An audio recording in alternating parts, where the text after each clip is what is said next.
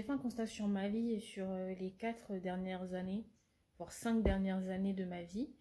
Et je me suis rendu compte qu'en fait, tout le long, j'ai toujours testé plein de choses, en passant par le dropshipping, la sous-location, la conciergerie, le marketing digital, l'affiliation.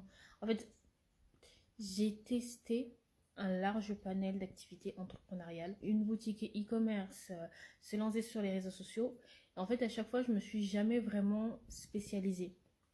Il y a des choses que j'ai poussées vraiment très très loin, comme le fait de poster sur les réseaux sociaux. Ça, c'est un truc qui m'a toujours suivi depuis que je suis jeune.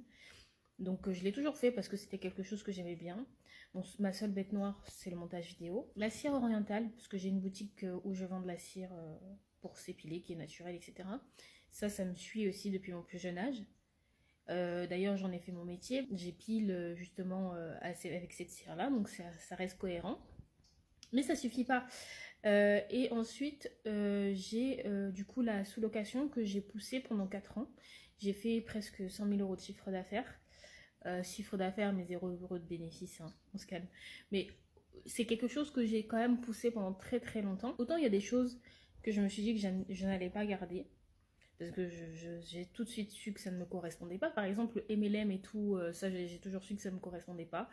Il y a plein de choses comme ça que j'ai mis de côté. Il y a des choses qui restent toujours là, le tronc commun, mais à chaque fois, je me dis, mais je peux pas choisir. Je ne peux pas choisir. Je n'arrive pas à me fixer sur une seule et même chose.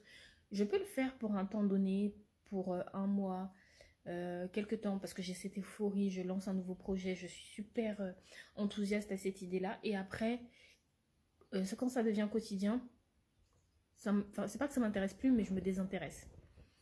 Et, euh, et après, bah, ça me fait ça pour un peu toutes les choses, sauf par exemple la sous-location, où vraiment c'est quelque chose que j'aimais bien, mais vers la fin, je le vivais un peu mal, parce que j'avais vraiment ce stress financier. J'étais tombée sur une conférence qui parlait du fait d'être multipotentiel.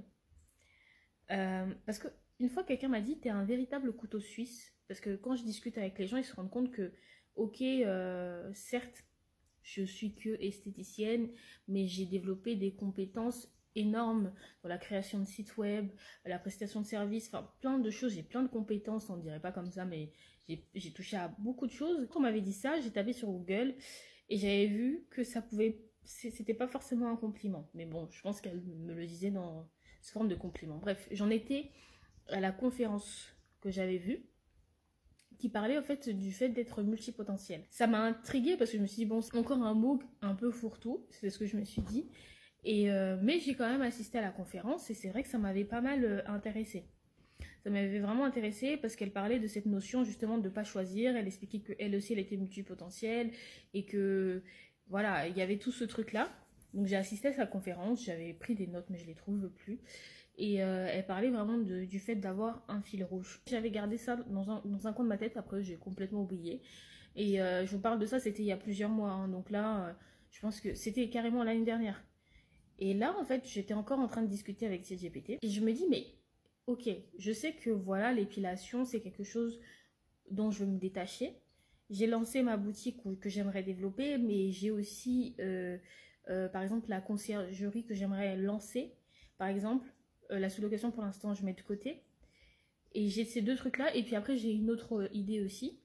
Et en fait, je me dis, mais je peux pas me spécialiser. Je n'arrive pas parce que par exemple, ChatGPT m'a dit, ok, si tu devais te spécialiser, quelle activité te donnerait le grand frisson? Il n'y a rien. Je ne me vois pas choisir. En fait, c'est tellement difficile pour moi parce que je sais que ça va me lasser. Et je l'ai déjà fait. J'ai déjà essayé de me spécialiser uniquement sur une seule et même chose. Je ne sais pas si ça vous l'a déjà fait. J'essaie de me spécialiser sur une chose, donc me concentrer uniquement, c'était ce que j'avais fait sur ma boutique. Au bout d'un moment, ça m'a lassé, pas parce que c'est pas quelque chose que j'aime, pas. C'est quelque chose auquel je crois, par exemple la cire orientale, c'est vraiment un produit que j'utilise quotidiennement et vraiment c'est un produit auquel je crois, je kiffe ce produit. Mais ne faire que ça ne me stimule pas assez. Et en fait, c'est là où il m'a sorti le côté, bah, t'es peut-être en fait multipotentiel. Et ce qu'il faudrait faire, c'est justement te trouver un fil rouge pour que tu puisses vraiment articuler tout ça. Donc avoir un socle de base, bah, c'est ce qu'elle expliquait aussi finalement Solène Feig. Avoir un socle de base et ensuite articuler plein d'autres activités une fois que tu auras quelque chose de stable. Et en fait, ça fait tilt et j'ai reconnecté justement avec la personne que j'ai citée parce que j'avais assisté plusieurs mois auparavant à sa conférence. Et je suis en train de me dire, bah, peut-être que c'est vraiment ça. Et je pense que je vais essayer d'explorer ça. Parce que pour moi, c'est très frustrant de me dire, je dois choisir quelque chose. C'est même pas au-delà de ne pas vouloir choisir. Je sais que je ne serai pas épanouie. Pour l'instant, en tout cas, à ce stade, je ne me sens pas.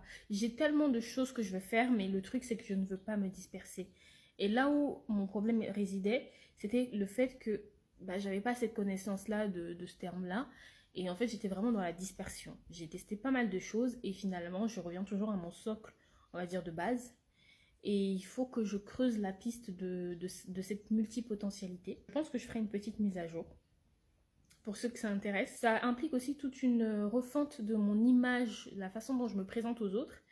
Euh, Parce qu'en fait, le fil rouge, le fil conducteur, comme elle le disait si bien, parce que c'est fou, parce que ça m'a débloqué en fait, le fait d'avoir cette discussion-là avec ChatGPT, ça m'a débloqué quelques souvenirs de la conférence.